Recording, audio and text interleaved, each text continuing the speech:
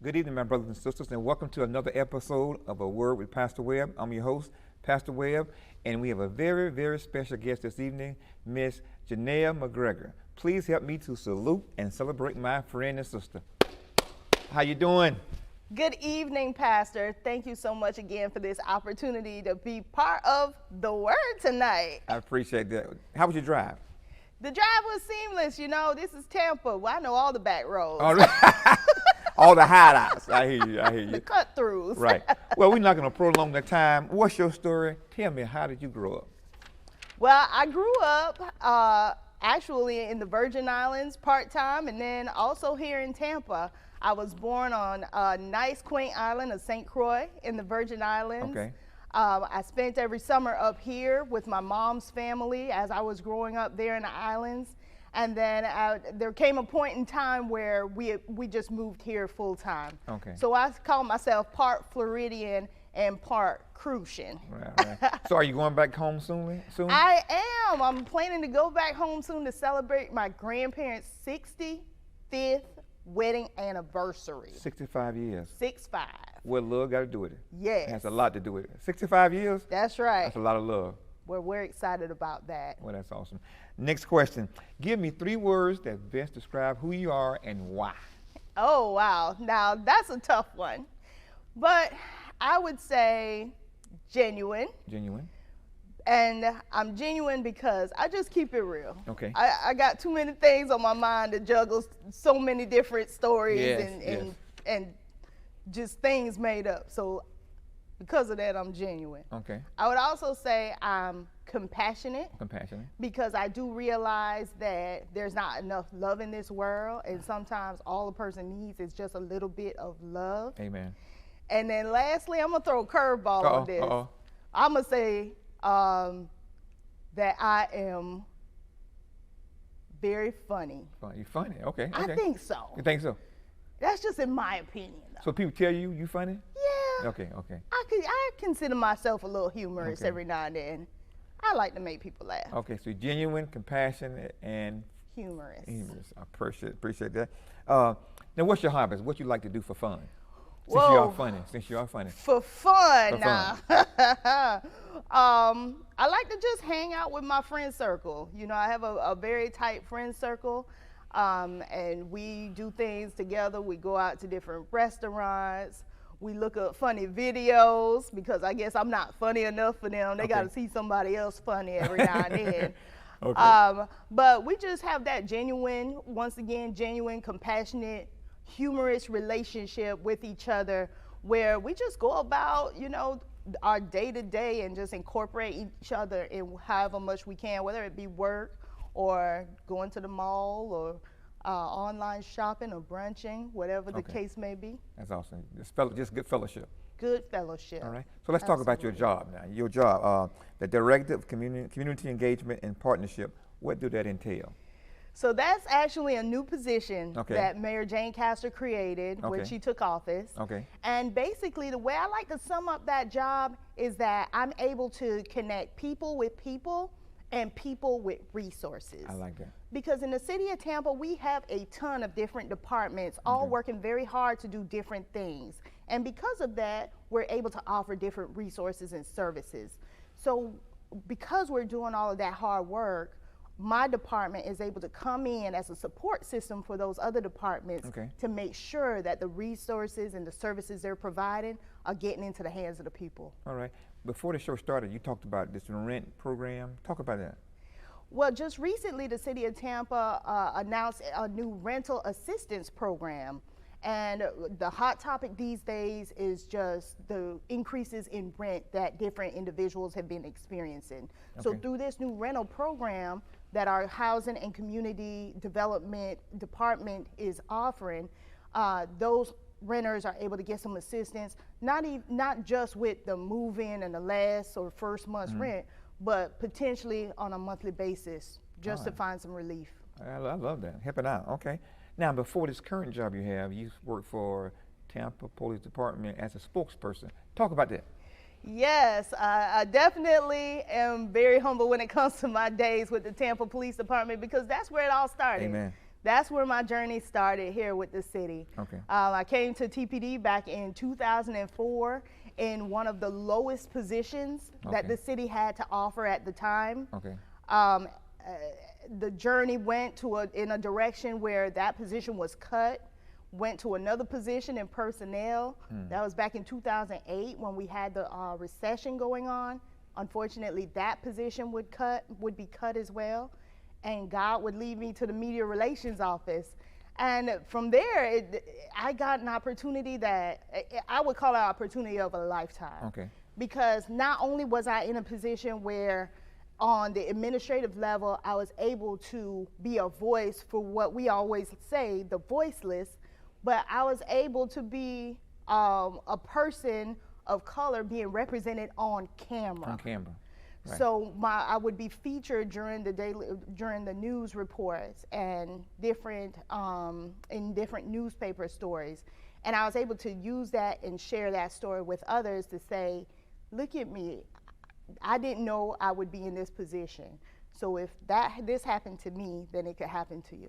I'm saying, so he's on the camera. Any funny stories you can talk about? Ooh, lots of funny things when you're on camera. Let's just say I was not one take Janelle at times. Sometimes I would have to say, can I have a chance to say that again? Okay. But one story does come to mind, and it was my first time going out to a crime scene by myself in the role of a spokesperson. So as all these cameras are lined up, it's like almost 11 o'clock at night, news is getting ready to go live, I realize I'm standing in an ant pile. Right as I'm able to give all the details of what's going on. So needless to say, I still had to stay composed.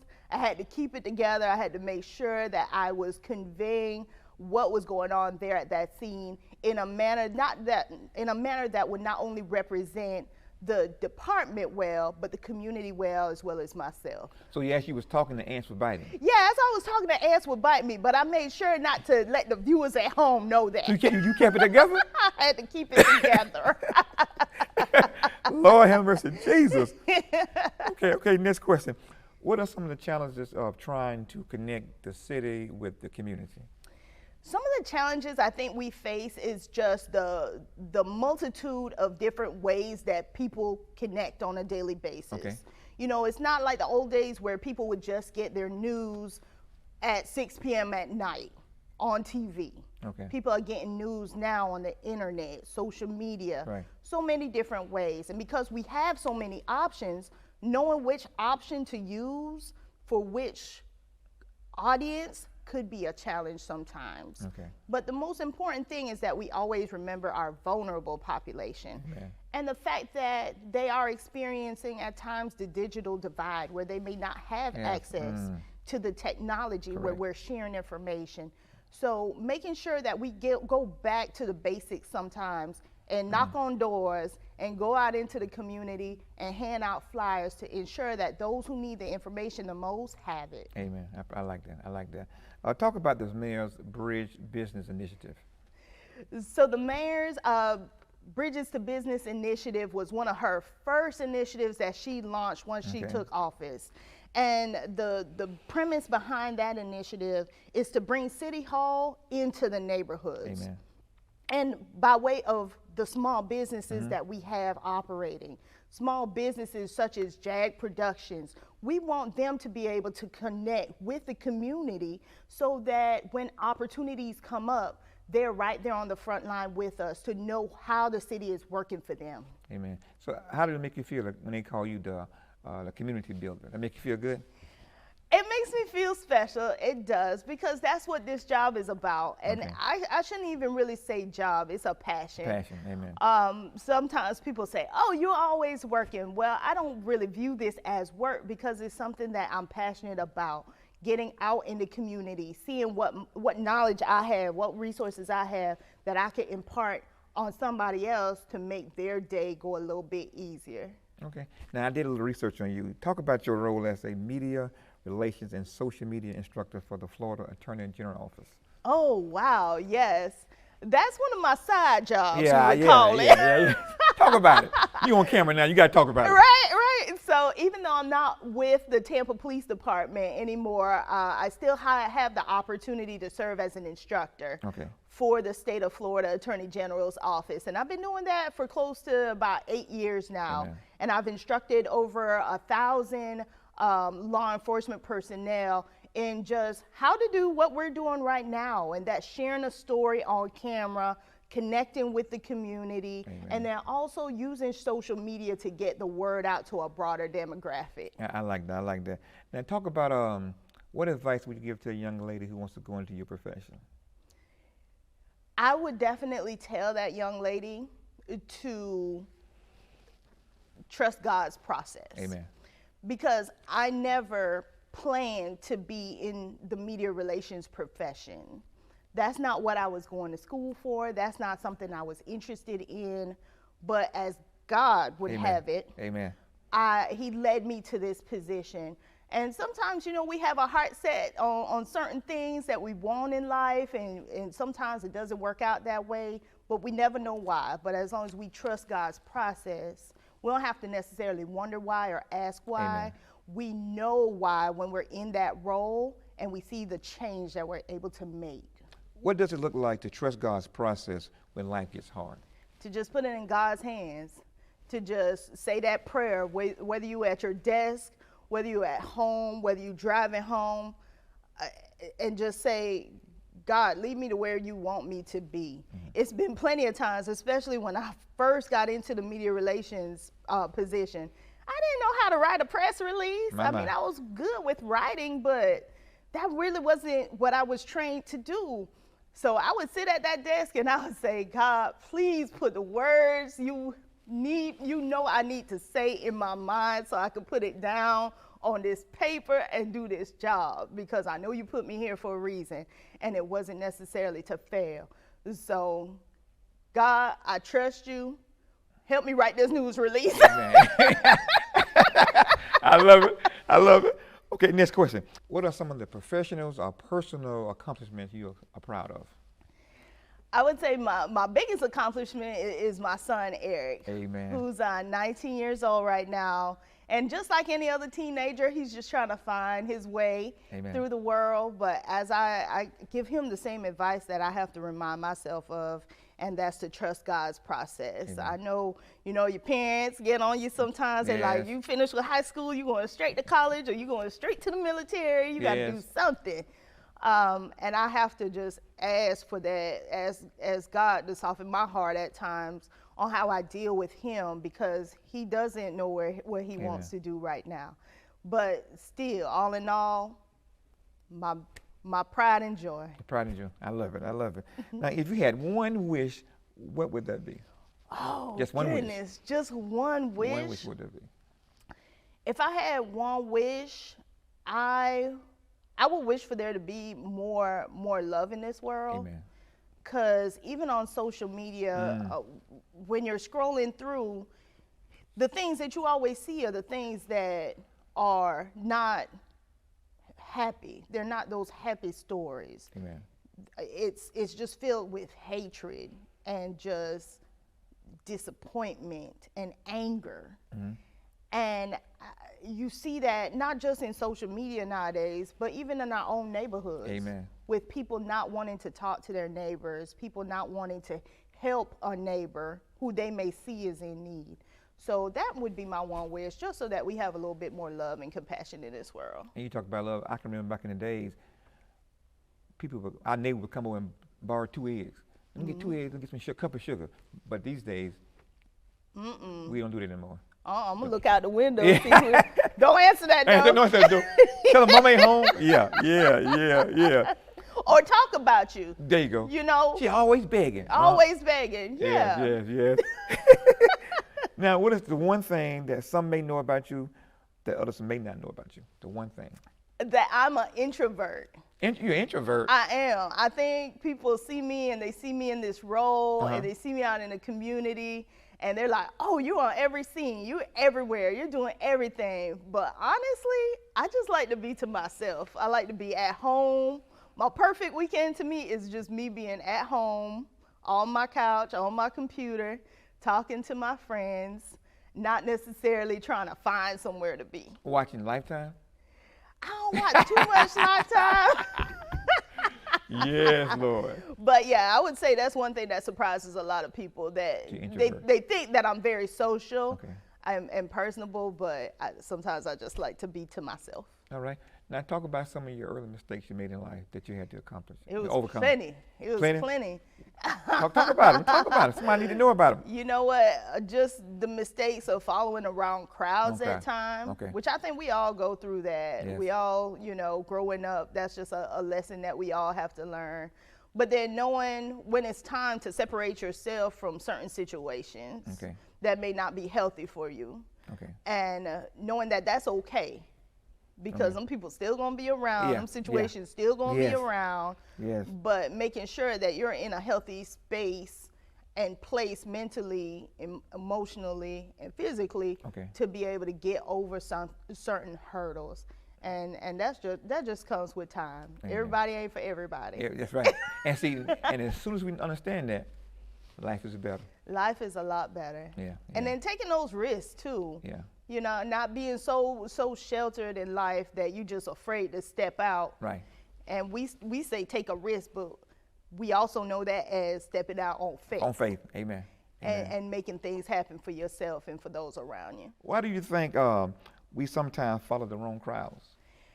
Because it's easy to follow the wrong crowd sometimes, and sometimes we don't even realize they're the wrong crowds until too many of them red flags start going up. There you go. And we start paying attention to them, because sometimes it's easy for us to overlook those red flags as well. Amen. But knowing that we all grow up knowing right from wrong, and sometimes it's just going back to the basics again. Now your mom, your dad told you, don't you take nothing from nobody you ain't have no business taking. Amen. And that manifests differently in different situations. But when it all comes down to it, is just knowing again in your heart and asking God, using your discernment, let me know what this person's true motive is. Amen. Let me see something that maybe I'm not seeing. Amen. And help me to then remove myself from that situation. Now, what has been your biggest loss or biggest fear? My biggest loss or my biggest fear would really be getting on camera and saying the wrong thing. Wow. Because I guess I was trained for so long, like you gotta have the right facts, you gotta say this, you gotta say that. And sometimes I would say, oh my goodness, I'm about to get on this camera. And say the wrong thing. I'm about to tell these people a lie. Tell a lie live. Yeah. My Jesus. Wow. But just saying the wrong thing or just misquoting some information, I would say is usually my biggest fear in terms of just giving information out. And once it's out there, it's out there. Once it's out there, it's and no you really can apologize all you want to. Hey, you want to agree with it. Once it's on the internet, it's there. It's out there. Okay. What keeps you up at night? What keeps you up at night? Just thinking about my son. Amen. I would say, and making sure that he has everything that he needs to be a productive individual in our community. Amen. And I know he thinks that he feels that he has to be like me, and he's an introvert as well. And I don't try to make him think that way. Like, you don't have to do all the same things that I do. Right. You can do your own thing, but just always make sure that you're making the right decisions and making the right choices. But it's difficult for young people out there these days. Yeah. What do you believe makes it more difficult for young people to find themselves? One of the things that I believe makes it very difficult for young people in this day and age to find themselves is because they have access to so much information. That is. And just because they have access to all this information doesn't always mean it's the right information. Amen. We have a young generation where if they saw it online, then it's the truth. It's the truth, no matter what. It's don't matter what. They believe that, they saw this online and it's got to be this way. And they don't realize sometimes that those critical thinking skills are necessary in questioning some of what you're seeing. Amen. So that you can get the right answer. And then, of course, social media. Yes. And going back to the crude ways of people and how they use the internet as a vehicle to be mean. To be vengeful. Wow.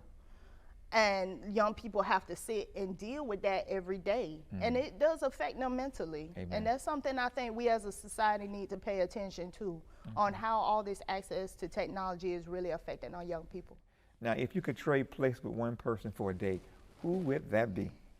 If I could trade places with one person for the day, you know what? That's a loaded question right there. Because there's so many different people. But I would have to say, and people probably gonna say, oh, I knew she would say that, but Oprah Winfrey. Oprah Winfrey. Why? Just to be able to, I believe that Oprah's doing a lot behind the scenes. Okay.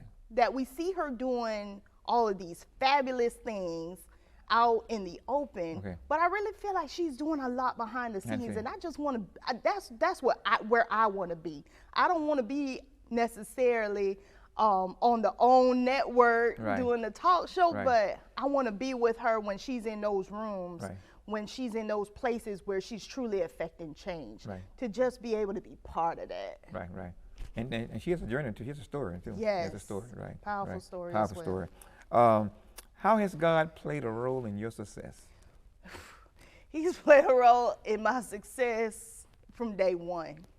Just again, with trusting God's process and knowing when I needed to separate myself from certain people, certain situations, to bringing me to the police department, where I was introduced to individuals such as one of your deacons, Deacon Garrett, who, you know, truly took me under his wing. And he knew me at a time where I was a little rough around the edges.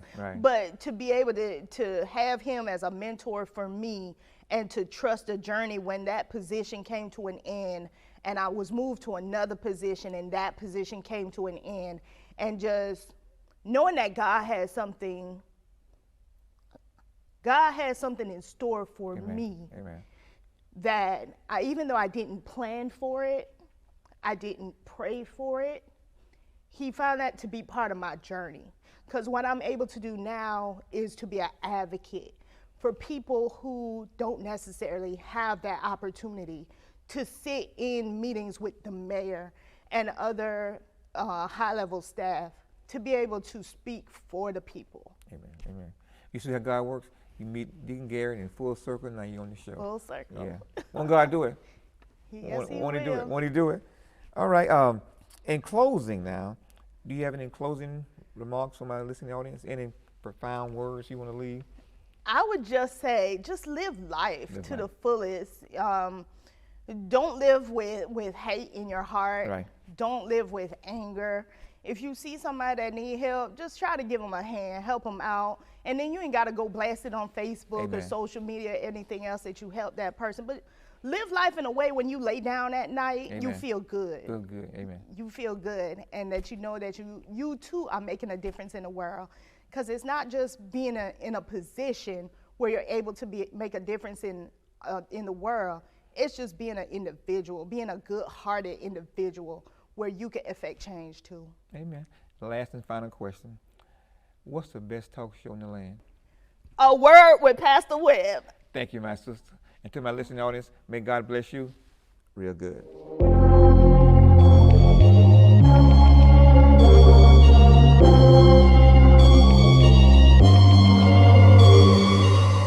I used to be in the projects fighting, y'all. Oh, no.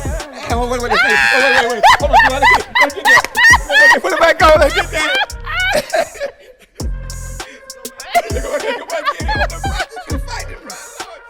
Following the wrong crowd.